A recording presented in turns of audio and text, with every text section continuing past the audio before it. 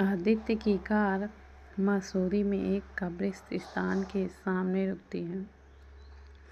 Car रुकते ही आदित्य जल्दी से बाहर आता है और कब्रिस्तान के अंदर जाने लगता है। चारों तरफ नजरें घुमाने के बाद उसी थोड़ी ही दूर पर दिव्या और ध्रुव दिखते हैं। वह थोड़ी पास जाकर आदित्य देखता है तो दिव्या ध्रुव से लिपटी हुई थी। ध्रुव का हाथ दिव्या के पीठ पर था। दूसरे हाथ से वह दिव्या के बालों को भी सहला रहा था। दोनों कब्र के ऊपर बैठे हुए थे। आदित्य जल्दी से जाकर दिव्या को पकड़ने वाला होता है कि ध्रुव उसके हाथ को पकड़ लेता है। आदित्य के चेहरे से साफ साफ पता चल रहा था कि ध्रुव और दिव्या को लिपटे देख उसे कितना ज़्यादा गुस्सा आ रहा था। ध्रुव ने आदित्य के गुस्से को भांप लिया था। ध्रुव आदित्य को इशारों में कुछ कहता है तो आदित्य अपने हाथों को झटककर ध्रुव के हाथों से छुड़ा लेता है। आदित्य ध्रुव के पीछे जाकर देखता है जहां दिव्या ध्रुव से लिपटकर सो रही थी। आंखों से बहते आंसू गालों पर सूख चुके थे। ध्रुव आदित्य को दिव्या को लेने का इशारा करता है तो आदित्य दिव्या को ध्रुव से हटाकर खुद की बाहों में भर लेता है। दिव्या कसमसाते हुए आदित्य को टाइटली पकड़ लेती है। ऐसा लग रहा था जैसे एक छोटे बच्चे को एक गोद से दूसरे गोद में ले जाया जा रहा हो। दिव्या को बाहों में लेते ही आदित्य का सारा गुस्सा एकदम से शांत हो जाता है। वह दिव्या को लेकर कार की तरफ बढ़ जाता है। ध्रुव भी उनके पीछे जाता है। कुछ पल में आदित्य होटल रूम में दिव्या को लेकर जाकर बेड पर सुला देता है। बेडरूम से निकलकर वह सीधे बाहर जाता है। लिविंग रूम में ध्रुव सोफे पर बैठा हुआ था कि तभी आदित्य आकर ध्रुव का कॉलर पकड़कर गुस्से से कहता है, तुम्हारी हिम्मत भी कैसे हुई मेरी वाइफ को छूने की। ध्रुव एक नज़र आदित्य को देखता है और फिर झटके से अपने कॉलर को छुटाकर उसे धक्का देकर कहता है, व्हाट ए नॉनसेंस। आदित्य भूलो मत मेरी भी एक वाइफ है और रही तुम्हारी वाइफ की बात तो वो मेरी भी दोस्त है। आदित्य अब भी ध्रुव को एकदम से गुस्से में ही देखे जा रहा था। ध्रुव चिढ़ते हुए कहता है, अब मुझे घूरना बंद कर। अगर मुझे तुझसे दिव्या छीननी ही होती तो मैं तुझे मैसेज करके यहाँ पर बिल्कुल भी नहीं बुलाता। आदित्य ध्रुव से नजरें फेरकर सोफे पर बैठ जाता है। सोफे पर बैठ वह फोन पर देखते हुए कहता है, बताओ। ध्रुव आराम से बैठकर कहता है, शायद तुझे पता ना हो, कल रात ही वो दिन था जब दिव्या ने अपने माँ पापा को मरते हुए देखा था। दिव्या कल 2 बजे के करीब मेरे कमरे आई थी। वह रोते हुए अपने माँ पापा से मिलने की एकदम से जिद कर रही थी। मुझे तो बिल्कुल समझ ही नहीं आ रहा था, इसलिए मैं दिव्या को लेकर उस जगह पर लेकर आ गया जहां हमने उनके माँ पापा को दफनाया। वो जब से आई थी तब से बस रोए जा रही थी। फिर अचानक से मेरे गले लगकर रोने लगी। रोते रोते वह कब सो गई तो मैंने तुझे मैसेज कर दिया। ध्रुव की बातों को सुनकर आदित्य को अब समझ जाता है कि दिव्या कल रात को इस तरह से बिहेव क्यों कर रही थी। आदित्य अपनी जगह से उठकर सीधे वॉशरूम में चला जाता है। वहीं ध्रुव उसे देखते हुए धीरे से कहता है, ओवर पॉजिटिव। आदित्य बेड से लेटकर दिव्या के चेहरे को एकटक देखने लगता है।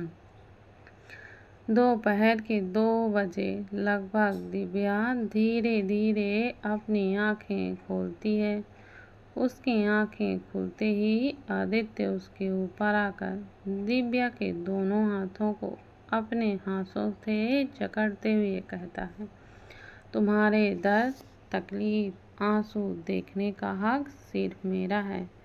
तुम ये हक किसी और को दो, मुझे बिल्कुल बर्दाश्त नहीं। दिव्या हैरानी से आदित्य को देखती रहती है। आदित्य थोड़ा तेज आवाज में कहता है, मुझे छोड़कर तुमने किसी और को अपने दर्द और आंसू क्यों दिखाए? दिव्या बच्चों जैसे मुंह बनाते हुए कहती है, आप मुझे डांट रहे हैं? आदित्य बिल्कुल चुप हो जाता है। दिव्या अपने दोनों हाथों को देखती है जिसे आदित्य ने जकड़ा हुआ था।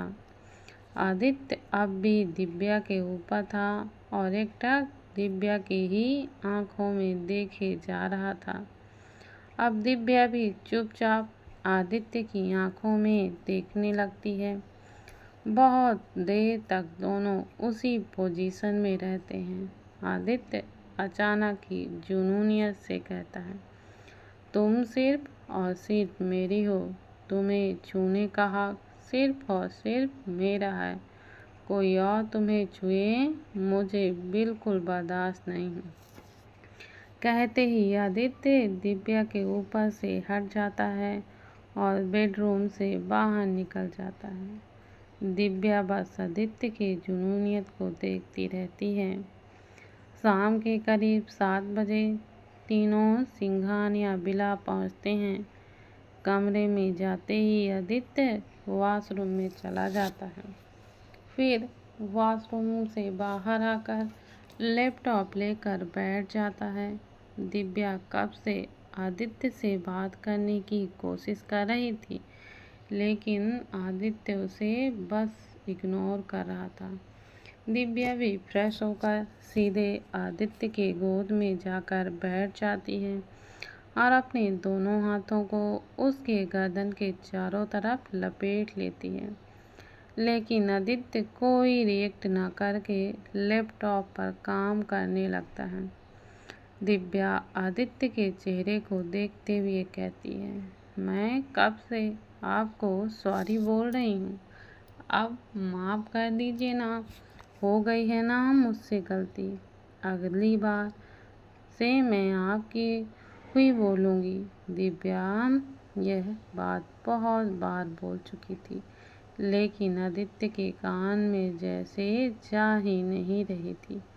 दिव्या अपने दोनों कान को पकड़कर मासूम सा चेहरा बनाकर कहती है, सॉरी, प्लीज़ माफ़ कर दीजिए ना। इस बार भी आदित्य दिव्या की तरफ एक नज़र तक नहीं देखता। दिव्या आदित्य के इग्नोर करने से इरिटेट होने लगती है। वह गुस्से से आदित्य के लैपटॉप को फेंक देती है। आदित्य लैपटॉप छोड़कर फ़ोन देखने लगता है। दिव्या उसे भी लेकर फेंक देती है। फ़ोन भी काफ़ी दूर जाकर गिरता है।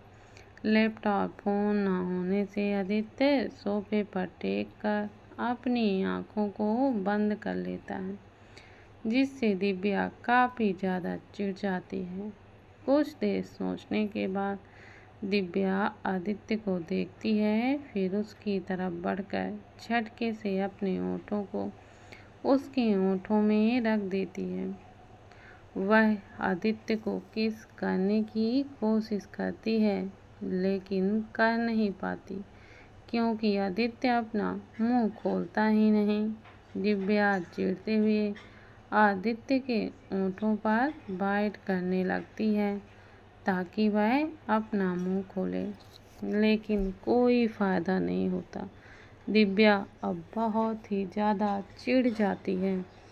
आदित्य के होठों को छोड़कर दिव्या के अब हाथ आदित्य के शर्ट के बटन को खोलने लगते हैं।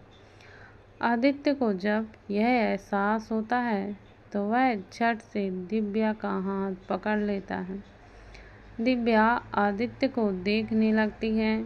आदित्य भी अपनी आंखें खोलकर दिव्या को देखता है, फिर उसे अपनी गोद से हटाकर खड़ा हो जाता है। दिव्या उठकर आदित्य के आगे खड़ी होकर कहती है, आप मुझे इग्नोर कर रहे हैं। आदित्य दिव्या को बिना देखे उसके साइड से ही निकलने लगता है कि दिव्या उसका हाथ पकड़ती है और फिर वह उससे कहती है, देखिए मैं रो दूंगी, मुझे अब बिल्कुल बर्दाश्त नहीं हो रहा है। आदित्य फिर एक बार दिव्या से हाथ छोड़ाकर कमरे से बाहर निकल जाता है। दिव्या रोनी सूरत बनाकर कहती है, कितने खड़ूस और जिद्दी पति मिले हैं। दिव्या भी कमरे से बाहर निकलकर आदित्य के पीछे स्टडी रूम की तरफ जाने को होती है कि नीचे हॉल में से उसे किसी की बुलाने की आवाज़ आती है। दिव्या नीचे देखती है, जहाँ तरुणा देवी जी उसे ही बुला रही थी। दिव्या एक नज़र स्टडी रूम की तरफ देखती है और सीढ़ियों से नीचे उतरकर तरुणा देवी के पास जाती है। तरुणा देवी फिक्र भरे स्वर से कहती हैं, आप सुबह से कहाँ थीं? दिव्या जवाब देती है, दादी मैं बाहर गई थी। इतना बोलते हुए दिव्या की नज़र वैशाली पर पड़ती है, जो उसे ही देख रही थी। दिव्या की नज़रों को समझकर तरुणा देवी वैशाली से मुलाकात कराते हुए कहती हैं, दिव्या ये वैशाली खन्ना है, गौरव की माँ। दिव्या उनके पास जाकर आशीर्वाद लेती है। वैशाली मुस्कुराते हुए दिव्या को खड़ा करके कहती हैं, हमेशा खुश रहिए। दिव्या भी मुस्कुरा देती है। उधर प्रीत रात के 9 बजे वापस राठौर विला में लौटती है। सभी हॉल पर प्रीत का ही इंतजार कर रहे थे।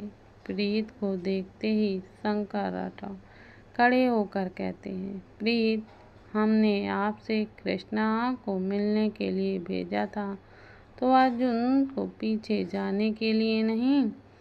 प्रीत शंकर के थोड़ा सामने आकर कहती हैं, गई तो थी मैं उससे मिलने, पापा वो लड़का इंसान नहीं हैवान है। प्रीत कितना बोलते ही उसके गाल पर एक जोरदार थप्पड़ पड़ता है।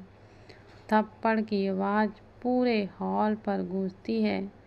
प्रीत अपने गाल पर हाथ रखकर आंखों में नमी और हैरानी लिए सामने देखती है, तो वहाँ शंकर बहुत गुस्से में खड़े थे। सभी अपनी जगह उठकर खड़े हो जाते हैं। शंकर प्रीत पर चिल्लाते हुए कहते हैं, हमें आपसे ये उम्मीद नहीं थी। अपनी गलती को छुपाने के लिए आप किसी और की बेइज्जती कर रहे हैं। क्या हमने यही आपको संस्कार दिए हैं? प्रीत आंखों में आंसू लिए हुए कहती है, पापा मैं सच कह रही हूँ, वो लड़का। प्रीत इतना ही कहती है कि शंकर जी जोर से चिल्लाते हुए कहते हैं, आप अपनी बकवास को बंद कीजिए। आप अर्जुन के प्यार में पागल हो चुकी हैं। हर बार अर्जुन के सिवाय आपको कुछ भी नहीं दिखता। बहुत वक्त से हम आपके पागलपन को झेल रहे हैं। एक बात याद रखिए प्रीत, अर्जुन आपकी कभी नहीं हो सकते। इसलिए जैसा हम कह रहे हैं वैसा ही कीजिए। 2 दिन बाद आपकी सगाई कृष्णा से होगी, तो उस पर आप ध्यान दीजिए। इतना ही बोलते शंकर जी वहाँ से जाने लगते हैं कि प्रीत रोते हुए कहती है, मैं किसी से सगाई नहीं करूँगी। शंकर के कदम वहीं रुक जाते हैं। कुछ पल शांत रहने के बाद वह कहते हैं, अगर आपने सगाई नहीं की तो आप मेरा मरा हुआ मुंह देखेंगी। प्रीत के साथ साथ सभी लोग चौंक जाते हैं। नीलम की तो आंखों से आंसू बहने लगते हैं। शंकर अपने कदम बढ़ाकर कमरे की ओर चले जाते हैं। दिव्या सोफे पर बैठकर रो रही थी। उसके आंसू कम और आवाज़ ज़्यादा निकल रही थी। आदित्य बेड पर बैठकर अपनी क्यूट सी वाइफ की नौटंकी को देख रहा था। दिव्या ने अपना मुंह छुपा कर रखा था। वह कभी कभी सिर उठाकर आदित्य को देखती है और फिर से रोना शुरू कर देती है। उसे देखकर अचानक आदित्य की हंसी छूट जाती है। वह दिव्या को देखकर खुलकर हंसने लगता है। हंसी की आवाज़ सुनते ही दिव्या सिर उठाकर आदित्य को देखती है। वह जैसे ही आदित्य को हंसते हुए देखती है, उसी में ही खो जाती है। जिंदगी में शायद पहली बार आज आदित्य हंस रहा था। दिव्या के आने से पहले उसके पास दो ही एक्सप्रेशन देखते थे, या तो शांत या फिर गुस्सा। लेकिन दिव्या के आने के बाद आदित्य मुस्कुराने भी लगा था और आज खुलकर हंस भी रहा था। दिव्या एकटक आदित्य के हंसते हुए चेहरे को देख रही थी। दिव्या को ऐसा देखता पाकर आदित्य अब बिल्कुल शांत हो जाता है और दिव्या के पास जाकर उसे खड़ा करके नाक पकड़कर कहता है, wifey, you are very naughty. Divya चिढ़ते हुए आदित्य से अपने नाक को छुड़ा कर कहती है, मैं आपसे बिल्कुल बात नहीं करूँगी। आप हमेशा मजाक उड़ाते रहते हैं मेरा। आदित्य दिव्या को गोद में उठाकर बेड की तरफ ले जाते हुए कहता है, मैं भी अब कोई बात नहीं करना चाहता। तुम्हारी नौटंकी देख देख के मैं बहुत थक चुका हूँ और अब मुझे नींद आ रही है। आदित्य की बात सुनकर दिव्या अपना मुंह सिकोड़ लेती है। आदित्य दिव्या को बेड पर लेटाता है और खुद लेटकर उसे खुद के करीब कर लेता है। दिव्या ऊपर सिर करके आदित्य को देखते हुए कहती है, आप हंसते हुए बहुत ही अच्छे लगते हैं। आदित्य दिव्या की आंखों में देखने लगता है, जो इस वक्त बहुत ही सुकून से भरा हुआ था। कुछ पल तक तो वह दिव्या को देखता है, फिर दिव्या के माथे पर शिद्दत से चूमकर उसे अपनी बाहों में भरकर अपनी आंखों को बंद कर लेता है। अगली सुबह सभी लोग हॉल पर बैठे हुए थे। वैशाली लंदन वापस जा रही थी। इस वजह से सभी लोग उनके विदाई के लिए हॉल पर उपस्थित थे।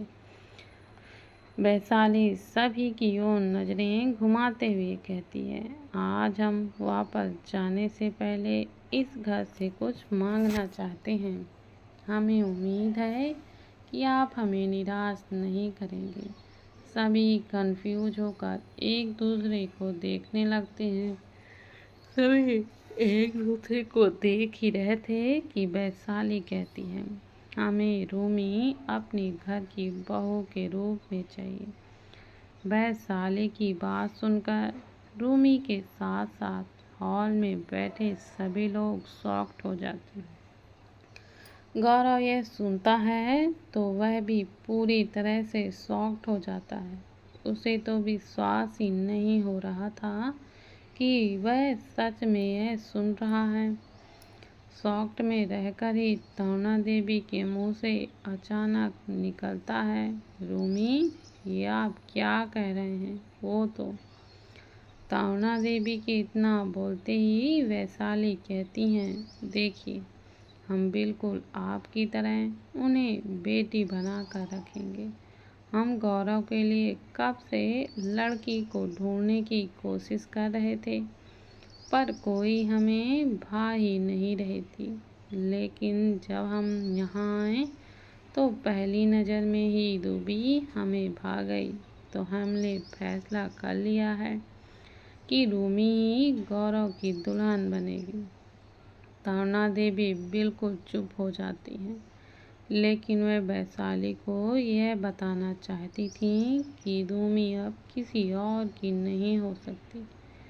विकासा, जो अब तक शॉक थी, होश में आते ही वैशाली को सच्चाई से रूबरू करवाने के लिए अपना मुंह खोलने वाली होती हैं कि वैशाली कहती, हम आप सबसे तो बाद में बात करेंगे, हमें सबसे पहले रूमी से बात करनी है। इतना कहते ही वह उठकर खड़ी हो जाती हैं। विकासा कहने को होती हैं, लेकिन तभी तरुणा देवी उन्हें रोक लेती हैं और फिर वैशाली को देखते हुए कहती, ठीक है, आप रूमी से बात कर सकते हैं। रूमी तो जैसे होश ही खो बैठती है। तरुणा देवी रूमी को आवाज़ देती हैं, लेकिन रूमी को तो आवाज़ सुनाई ही ना दे रहा हो। दिव्या, जो उसके सामने खड़ी थी, वह रूमी के कंधे पर हाथ रखकर पुकारती है तो रूमी दिव्या को देखती है। दिव्या उसे देखकर कहिए, जाइए, आंटी को अपने कमरे में ले जाइए, उन्हें आपसे कुछ बातें करनी हैं। रूमी एक नज़र वैशाली को देखती है, फिर तरुणा देवी को। रूमी को देखकर तरुणा देवी हाँ में सिर हिला देती हैं। रूमी वैशाली को अपने कमरे में ले जाती है। वहीं हॉल पर तरुणा देवी परेशान सा होकर कहती हैं, ये क्या हो रहा है? रूमी किसी की बहू कैसे बन सकती हैं? फिर अचानक ही गौरव को देखकर कहती हैं, गौरव, आप वैशाली को मना कर दीजिए। आपको तो पता है ना कि रूबी किसी और के बच्चे की माँ बनने वाली है, तो फिर वो कैसे आपकी पत्नी बन सकती हैं? गौरव चुप ही रहता है, कोई जवाब नहीं देता। इधर कमरे में रूमी काफ़ी ज़्यादा घबराई हुई थी। घबराहट में उसका पूरा चेहरा पसीना पसीना हो जाता है। वैशाली उसकी हालत देखकर उसे बेड पर बिठाती है और पानी का गिलास बढ़ा देती है। रूमी पानी लेकर पीती है तो वैशाली उसके बगल में ही बैठ जाती है। रूमी पानी पीकर टेबल पर रख देती है।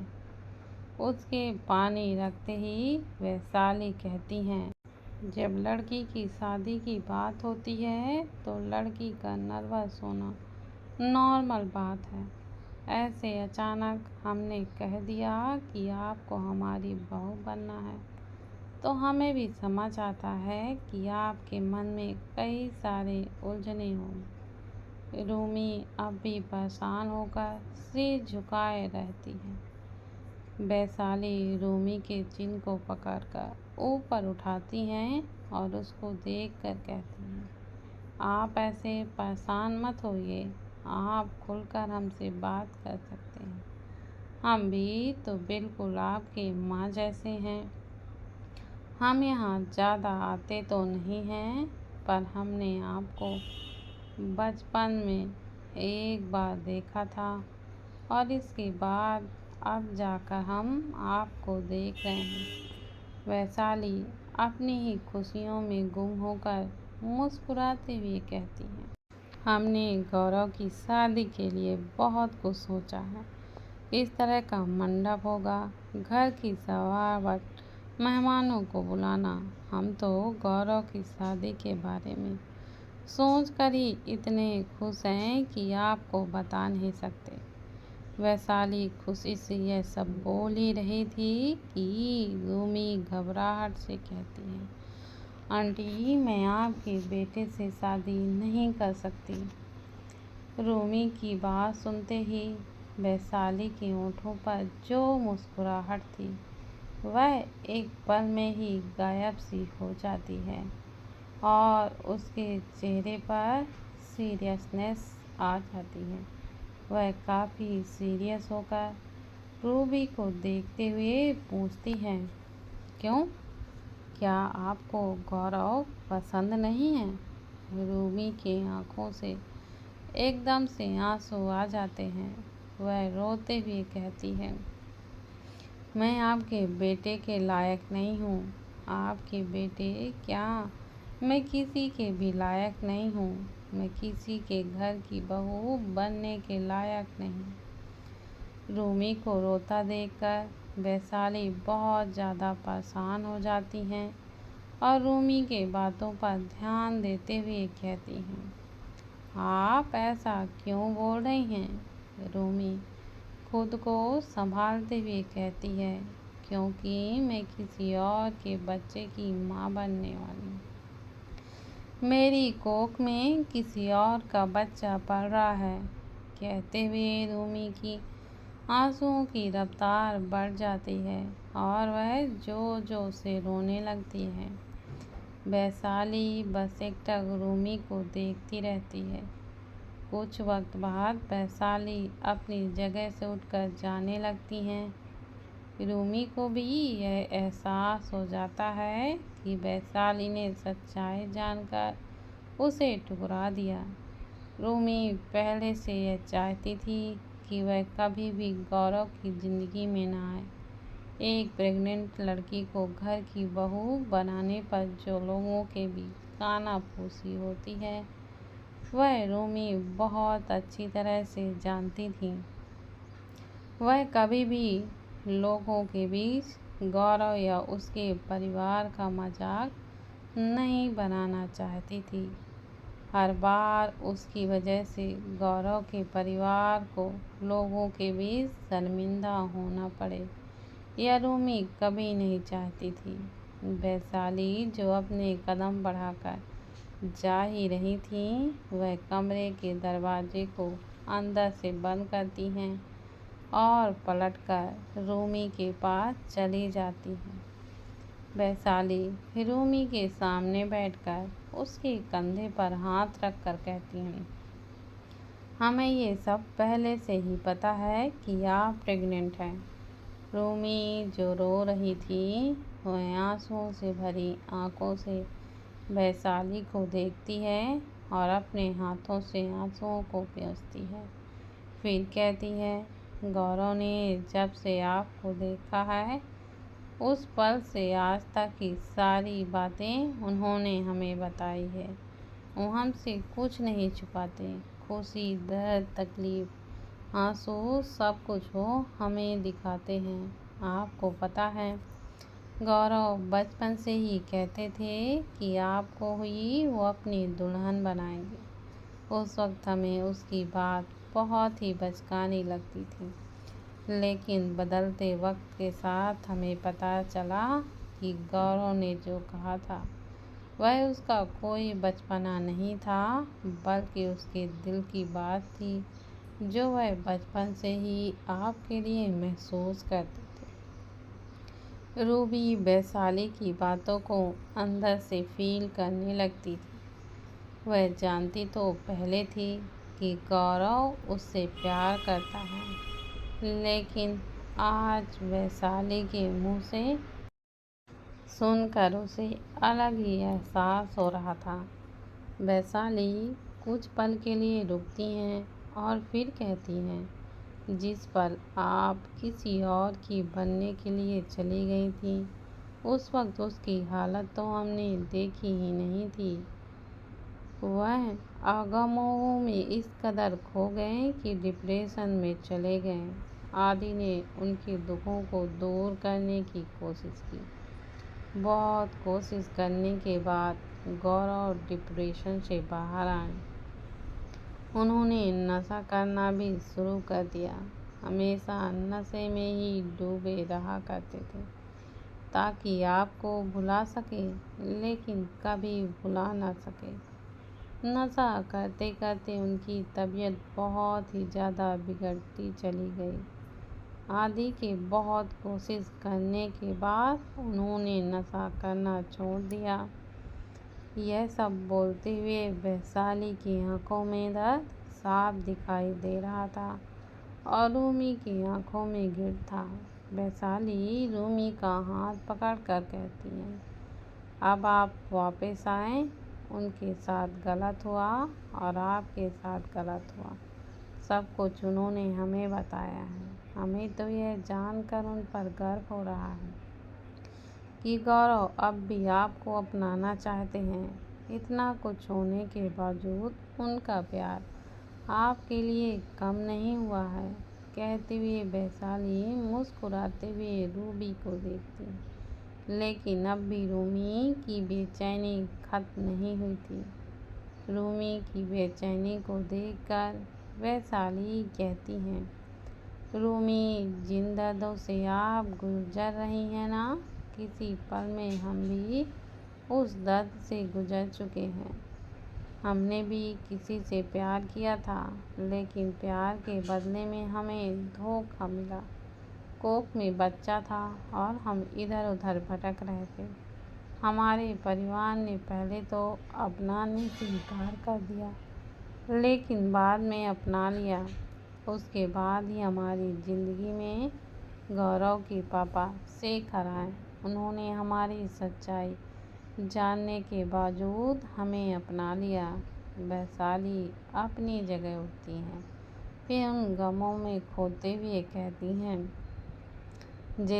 शेखर ने तो कोख में पल रहे बच्चे को अपना लिया, लेकिन उनका परिवार ने अपनाने से मना कर दिया। समाज के बातों को सुनकर हमने अपनी कोख में पल रहे बच्चे को मार दिया।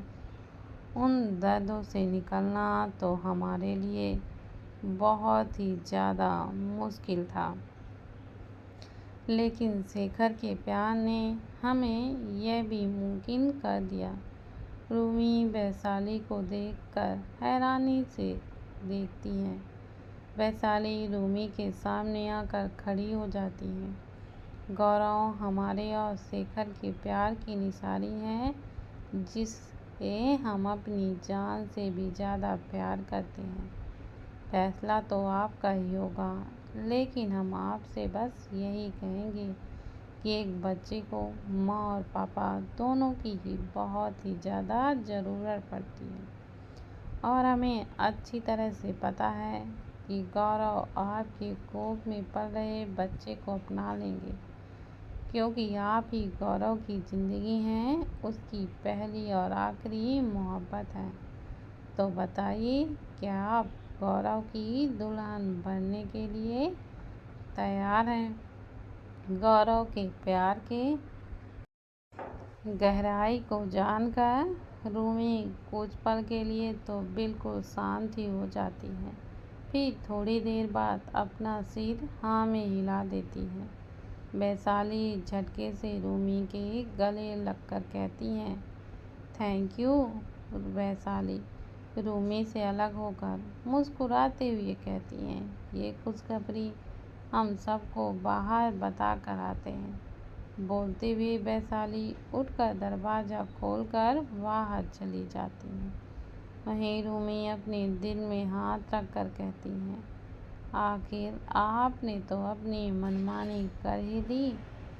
वैशाली हाल में जाकर मुस्कुराते हुए कहती हैं, हमारी बहू ने तो हाँ कर दिया है, तो अब बारी आपकी है।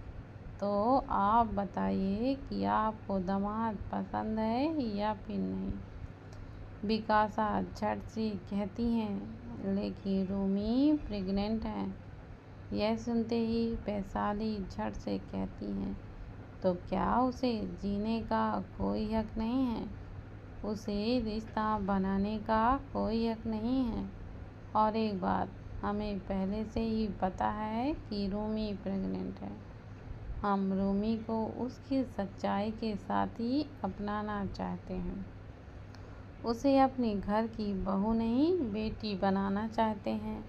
रूमी की ज़िंदगी में खुशी को आते देख सबके चेहरे पर रौनक सी आ जाती। लेकिन गौरव अब भी परेशान सा था।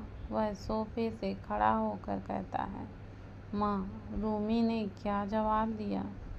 वैशाली मुस्कुराते हुए गौरव के पास आकर गालों पर हाथ रखकर कहती हैं, उन्होंने हाँ में जवाब दिया है। यह सुनते ही गौरव के चेहरे पर खुशी साफ साफ दिखाई देने लगती है। वह सीधे से अपने कदम रूमी के कमरे की तरफ बढ़ा देता है। कमरे में पहुंचते ही गौरव दरवाजे को अंदर से लॉक कर देता है। रूमी जैसे ही गौरव को देखती है, उसकी धड़कन एकदम से तेज हो जाती है।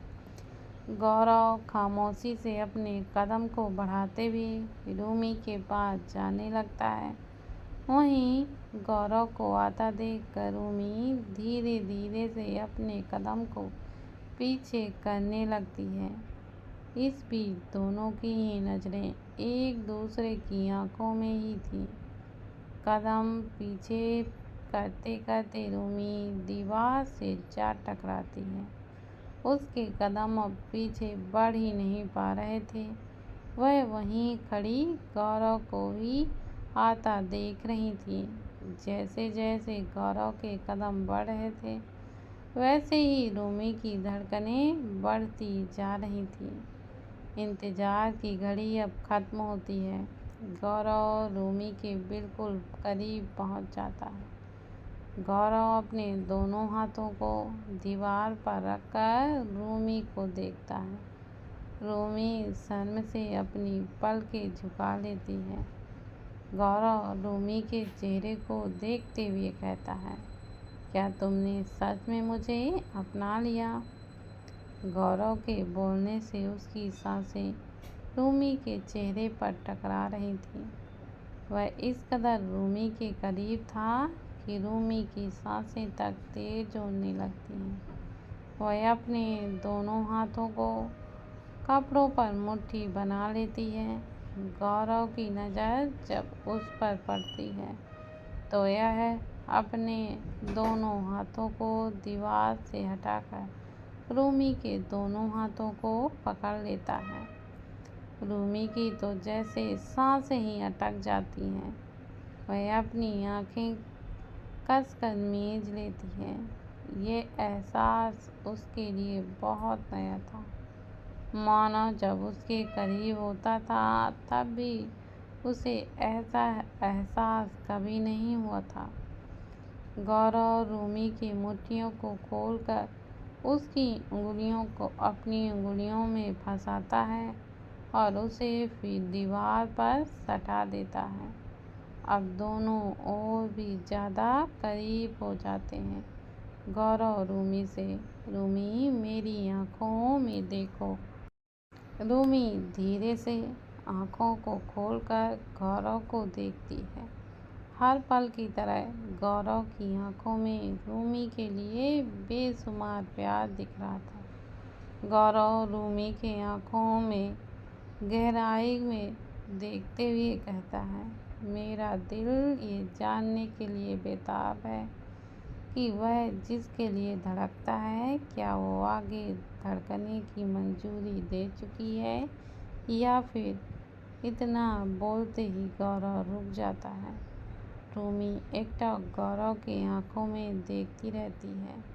फिर कुछ देर की शांति के बाद कहती है, आखिर इतनी मोहब्बत आप मुझसे क्यों करते हैं? गौरव रूमी की आंखों में खोए हुए कहता है, मोहब्बत क्यों है, क्या है, कैसे है, मुझे नहीं पता है, लेकिन बस मुझे इतना पता है कि मैं तुमसे इतनी मोहब्बत करता हूँ कि तुम्हारे सारे गमों को खुद के नाम करना चाहता हूँ और अपनी सारी खुशियाँ सिर्फ और सिर्फ तुम्हारे नाम। सिर्फ कुछ शब्दों से रूमी का सुकून जैसे सालों बाद लौट कर आया हो। रूमी अपनी उंगलियों को गौरव की उंगलियों पर कसते हुए कहती है, अब हमारा भी आपकी जैसी हालत होने लगी है। आपके सारे गमों को हम अपना बनाना चाहते हैं और हमारी खुशियों को सिर्फ आपके नाम करना चाहते हैं। मोहब्बत है ये तो हम नहीं कह सकते, लेकिन कुछ तो एहसास है जो आपके दूर होने से अब हमें बिल्कुल बर्दाश्त नहीं होता है। और बहुत दर्द होता है। ऐसा लगता है जैसे हमें आपकी आदत सी लग गई है। ये कब हुआ, क्यों हुआ, कैसे हुआ, ये हमें नहीं पता, लेकिन हमें इतना ज़रूर पता है कि हमें आपकी इस कदर आदत लग चुकी है कि हम आपके बिना जी नहीं सकते। रूमी की बातों को सुनकर गौरव के दिल की सुकून की लहर इस कदर दौड़ती है कि उसके बीते गमों को पल भर में ख़त्म सी कर देती है। गौरव फंसी उंगलियों को छुड़ाता है और फिर वहाँ से जाने लगता है कि रूमी कहती है, आज आपकी मोहब्बत को आपकी बाहों में कुछ वक्त के लिए जगह चाहिए। गौरव के कदम ठहर से जाते हैं।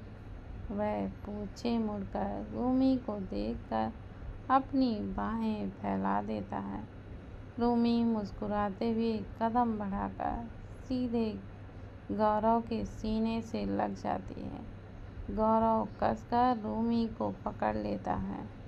रूमी भी गौरव को बहुत ही ज़्यादा टाइटली पकड़ लेती है। आज गौरव का एक तरफा प्यार कुछ हद तक पूरा हो चुका था। इजहार भले ही ना हुआ हो, लेकिन ये एहसास इजहार से भी बढ़कर था। मोहब्बत को हमेशा इजहार की ज़रूरत नहीं पड़ती है। कभी कभी वो एहसास भी इजहार का काम करती हैं, जो किसी की आँखों में दिखता है तो किसी की बातों में, कभी किसी के फिक्र पर दिखता है तो कभी सामने वाले के करते कामों पर। हॉल पर सभी खुशियों से रिश्ते बढ़ाने की तैयारी करने में लगे थे। वैशाली सुबह जाने वाली थी, लेकिन उन्होंने यह कैंसिल करके शाम के जाने का फैसला किया। वो आज अपने बेटे की खुशी को जी भर के देखना चाहती थी। सभी इस बात से खुश थे कि रूमी का रिश्ता जुड़ने वाला था, लेकिन मन में एक डर भी था कि आखिर लोगों को पता चलेगा तो लोग क्या कहेंगे। अब कुछ लोग हॉल पर बातें कर रहे थे तो कुछ अपने अपने कामों पर लग गए। इसी बीच छाया आकर दिव्या को एक बॉक्स को देकर कहती है, मैम, ये सर ने आपके लिए भेजा है।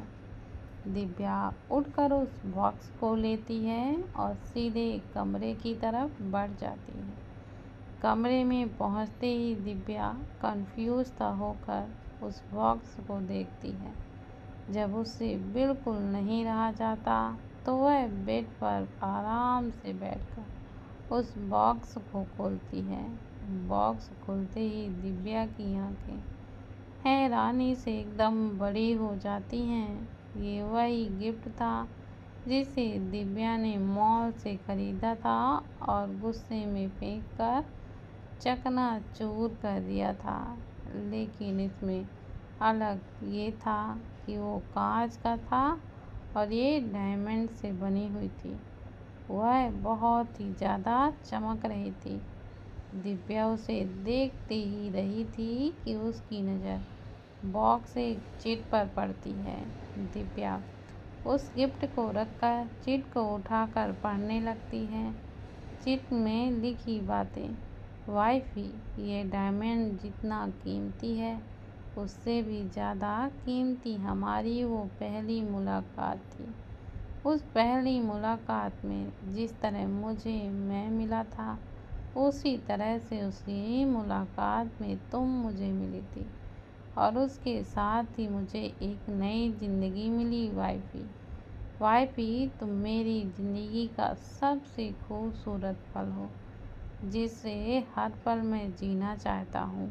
मैंने ये तुम्हारे लिए इसलिए बनाया क्योंकि ये तुम्हें बहुत पसंद था। उसके साथ ही तुम्हारे लिए ये पल कीमती थे जो मेरी वजह से तुमने फेंक कर इन्हें चकनाचूर कर दिया, लेकिन अब ये फेंकने पर भी नहीं टूटेगा। मैंने इन्हें बहुत मजबूत बना दिया है बिल्कुल हमारे रिश्ते की तरह। दोस्तों, यह भाग आपको कैसा लगा कमेंट बॉक्स में ज़रूर बताइएगा। और अगर आप लोगों ने अभी तक सब्सक्राइब नहीं किया है तो प्लीज़ दोस्तों लाइक शेयर और सब्सक्राइब करना मत भूलिएगा।